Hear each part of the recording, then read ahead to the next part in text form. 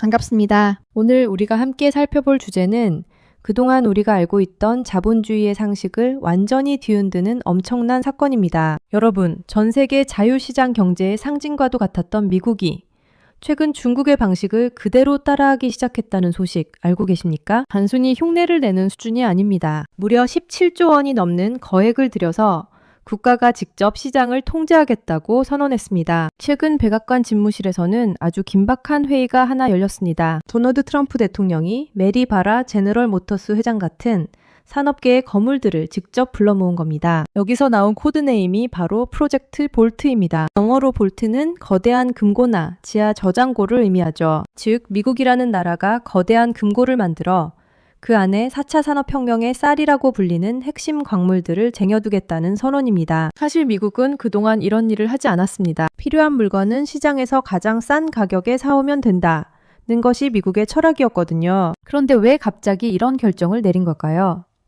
트럼프 대통령은 회의에서 이렇게 말했습니다. 우리는 1년 전 겪었던 일을 다시는 되풀이하지 않을 것이다. 여기서 말하는 1년 전의 일은 바로 중국의 자원 무기화였습니다. 실제로 작년에 중국이 히토류 가공 기술과 물량을 내세워 미국을 압박하면서 포드 같은 미국의 자동차 기업들이 공장 문을 닫는 초유의 사태가 벌어졌습니다. 시장 논리에만 맡겨뒀더니 중국이 수도꼭지를 잠그자마자 미국의 핵심 산업이 마비되어 버린 겁니다. 이에 큰 충격을 받은 미국이 이제는 시장이 아닌 안보를 선택하며 프로젝트 볼트라는 방패를 들고 나온 것입니다. 정부 예산 120억 달러, 우리 돈으로 약 17조 5천억 원이 투입되는 이 대규모 프로젝트는 단순히 광물을 쌓아두는 사업이 아닙니다. 채굴부터 정제, 그리고 유통까지 중국이 독점하던 글로벌 공급망의 뿌리를 통째로 뽑아 미국으로 가져오겠다는 전략입니다. 1970년대 오일 쇼크 때 석유를 비축했던 것처럼 이제는 히토류를 포함한 핵심 광물들을 비축해 중국의 어떠한 위협에도 굴하지 않는 자원 독립국을 만들겠다는 것이죠. 이것은 우리 대한민국에게도 엄청난 변곡점이 될 것입니다. 배터리와 반도체가 주력인 우리 기업들에게 미국의 이 거대한 금고는 든든한 우산이 될 수도 있지만 동시에 원가 상승이나 물량 확보 전쟁이라는 거센 폭풍우가 될 수도 있습니다. 과연 프로젝트 볼트는 미국의 제조 강국 입지를 굳히는 신의 한 수가 될까요?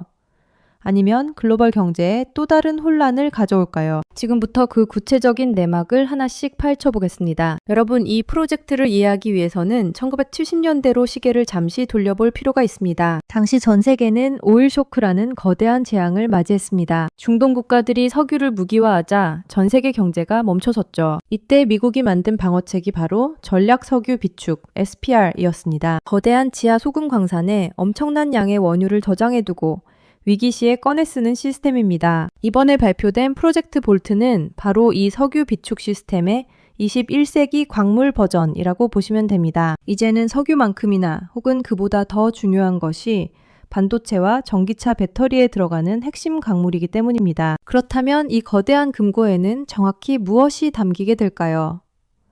이번 프로젝트는 히토류 17종을 포함하여 리튬, 코발트, 흑연 등 현대 산업의 비타민이라 불리는 수십 가지 핵심 광물을 타겟으로 합니다. 특히 중국이 전 세계 가공 물량의 90% 이상을 장악하고 있는 히토류, 자석 같은 품목들이 최우선 비축 대상입니다. 미국은 전국 곳곳의 안전시설에 이 광물들을 쌓아두어 중국이 공급을 차단하더라도 최소한 몇 년 동안은 미국의 제조 공장들이 멈추지 않도록 자원 방어벽을 세우려는 것입니다. 여기서 우리가 주목해야 할 점은 이 프로젝트를 움직이는 돈의 성격입니다. 총 예산 120억 달러, 우리 돈 약 17조 5천억 원 중에서 무려 83%에 달하는 100억 달러를 미국 수출입은행이 대출 형태로 지원합니다. 국가기관이 직접 나서서 자금을 대고 민간 기업을 지원하며 심지어 핵심 기업의 지분까지 직접 확보하겠다는 계획입니다. 실제로 미국 정부는 USA Rare Earth라는 기업에 자금을 지원하는 조건으로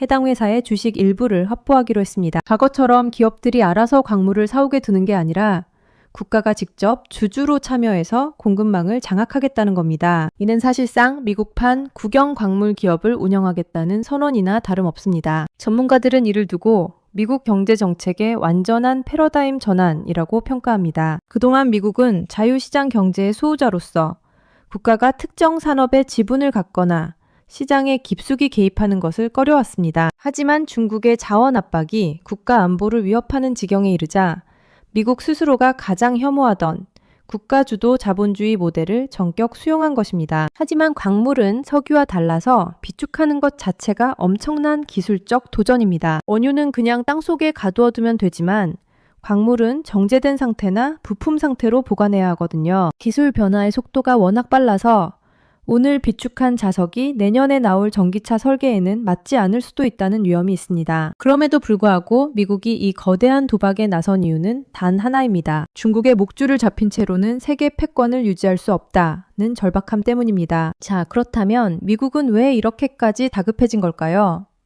그 배경에는 중국이 휘두른 무시무시한 자원 채찍이 있습니다. 지난해 봄 전 세계 자동차 업계는 큰 충격에 빠졌습니다. 중국이 히토류 자석 수출을 줄이기 시작하자 포드 같은 미국 자동차 기업들의 공장이 일시적으로 멈춰섰기 때문입니다. 자동차 한 대를 만드는 데 들어가는 수만 개의 부품 중 아주 작은 자석 하나가 없어서 수조 원짜리 공장이 멈춘 겁니다. 트럼프 대통령이 이번 프로젝트를 발표하며 다시는 되풀이하지 않겠다고 강조한 이유가 바로 여기에 있습니다. 중국은 오랜 시간 공을 들여 광물 시장을 장악해왔습니다. 단순히 땅에서 캐내는 것뿐만 아니라 환경 오염이 심해 다른 나라들이 꺼리는 가공 및 정제 단계를 독점했습니다. 현재 히토류 중금속 가공 능력은 중국 외에는 턱없이 부족한 상태입니다. 미국이 제아무리 광산을 새로 발견해도 그것을 쓸모있는 형태로 만드는 공장이 중국에 있다면 결국 중국의 눈치를 볼 수밖에 없는 구조였죠. 프로젝트 볼트는 바로 이 연결고리를 끊어내겠다는 전략입니다. 단순히 땅에서 캐낸 원석을 비축하는 게 아니라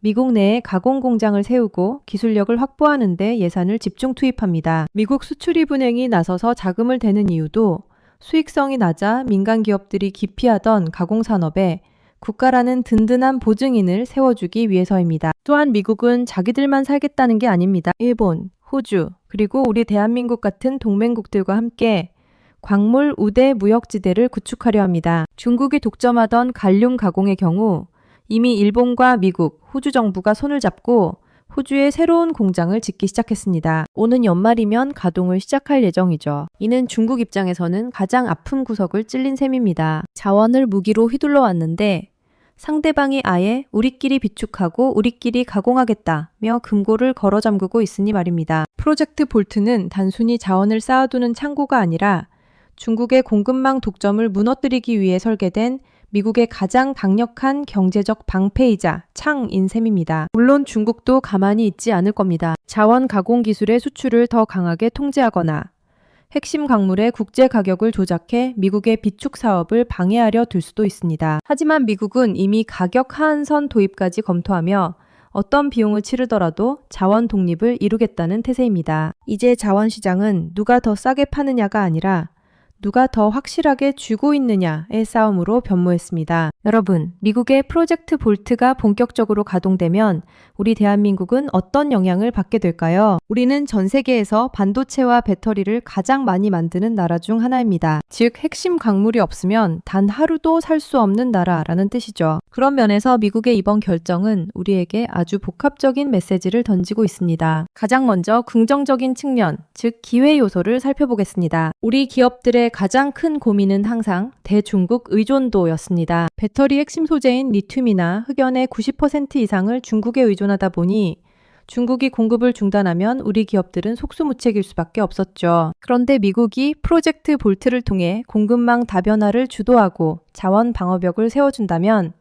우리 기업들에게는 아주 든든한 안보 우산이 생기는 셈입니다. 실제로 산업통상자원부는 현재 90%가 넘는 핵심 광물의 대중 의존도를 2030년까지 50%대로 낮추겠다는 목표를 가지고 있습니다. 미국의 비축 시스템이 안정화되면 우리 기업들도 중국의 눈치를 덜 보면서 안정적인 원자재 수급 루트를 확보할 수 있는 길이 열리게 됩니다. 미국 주도의 광물 동맹에 합류함으로써 얻는 지정학적 이득이 상당할 것으로 보입니다. 하지만 장밋빛 전망만 있는 것은 아닙니다. 아주 뼈아픈 위기 요소도 존재합니다. 바로 비용과 우선순위 문제입니다. 프로젝트 볼트는 시장 논리가 아닌 안보 논리로 움직입니다. 미국이 자원을 독점적으로 비축하기 시작하면 시장에 나오는 물량 자체가 줄어들 수 있습니다. 또한 미국이 추진하는 가격 하한선 도입은 원가 상승 압박을 가중해 우리 제조기업들의 이익을 깎아먹는 요인이 될 수 있습니다. 더 무서운 시나리오는 공급 부족 상황이 닥쳤을 때입니다. 만약 글로벌 자원 위기가 오면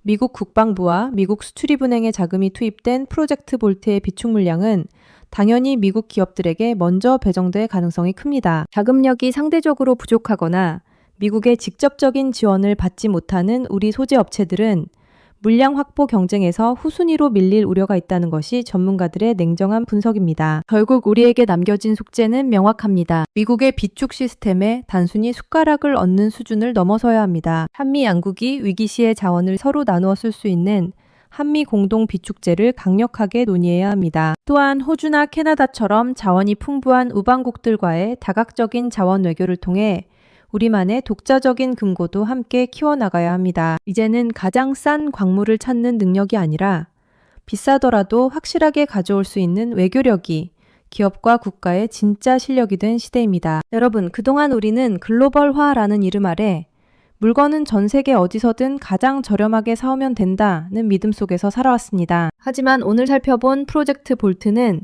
그 믿음이 이제는 유통기한이 다했음을 선포하고 있습니다. 미국이 17조 원이 넘는 돈을 들여 직접 광물을 비축하고 시장에 개입하는 이유는 이제 경제적 효율보다 국가적 생존이 훨씬 더 중요해졌기 때문입니다. 프로젝트 볼트는 단순히 광물 몇 톤을 창고에 쌓아두는 사업이 아닙니다. 이것은 전 세계 자원 패권을 중국으로부터 되찾아오겠다는 미국의 독립선언이자 글로벌 경제의 패러다임을 효율적 시장에서 철저한 안보로 바꾸는 거대한 전환점입니다. 우리 대한민국에게 이 변화는 피할 수 없는 파도와 같습니다. 자원 가격이 오르고 수급 경쟁은 더 치열해지겠지만 역설적으로 중국의 자원 무기화로부터 벗어날 수 있는 단단한 방패를 가질 기회이기도 합니다. 우리 기업들은 이제 원가 절감을 넘어 공급망 리스크를 어떻게 관리하느냐에 따라 기업의 생존이 결정되는 시대를 맞이했습니다. 과거에는 가장 싼 광물을 찾아 전 세계를 누비던 기업이 승리했다면